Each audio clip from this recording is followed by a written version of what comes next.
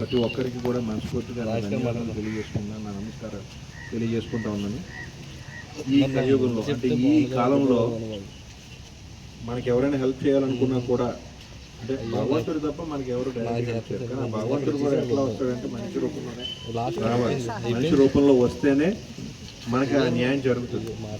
So ఆ మనిషి రూపంలో ఉండి ఇదంతా ఈ కార్యక్రమాన్ని జరిపించడానికి ఎవరైతే దీని వెనకాల ఉండి నిన్న రాత్రి నుంచి చేస్తూ ఉన్నారో వారందరికీ కూడా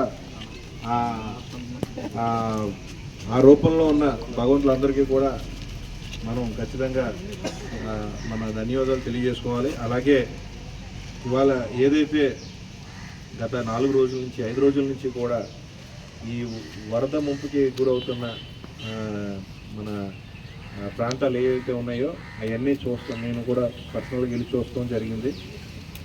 ఇంట్లో కూడా వాటర్ వచ్చేసి ఉంటున్నాయి. ఈ హైట్కి కూడా వాటర్ వచ్చున్న ఇంట్లో వాళ్ళు ఉండలేకపోతే వాళ్ళందరినీ తీసుకెళ్ళి సురక్షితమైన ప్రాంతాల దగ్గర ఉంచమని చెప్పేసి మన ఎమ్మెల్యే గారు అధికారులకు ఆల్రెడీ చెప్పడం జరిగింది. దానికి తగ్గట్టుగా వాళ్ళు చర్యలు తీసుకోవడం కూడా జరిగింది.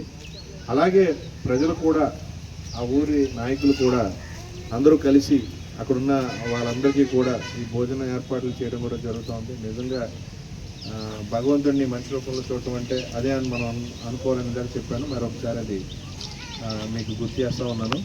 ఖచ్చితంగా రానున్న రోజుల్లో దీనికి తగిన పరిష్కారాలు అంటే ఏదైతే ఇప్పుడు ఇబ్బందులు ఏదైతే మనం ఫేస్ చేస్తున్నామో దానికి తగ్గట్టు నెక్స్ట్ మనకి రైనీ సీజన్ వచ్చేటండి మళ్ళీ వర్షాకాలం వచ్చేటప్పటికి మనకి ఇలాంటి ప్రాబ్లమ్స్ లేకుండా ఉండడం కోసం మన వంతు ప్రభుత్వం నుంచి ఏం చేయించగలిగితే అదంతా కూడా చేయించడానికి మేము నాయకులందరం ఇక్కడికి వచ్చాము, చూస్తున్నాం.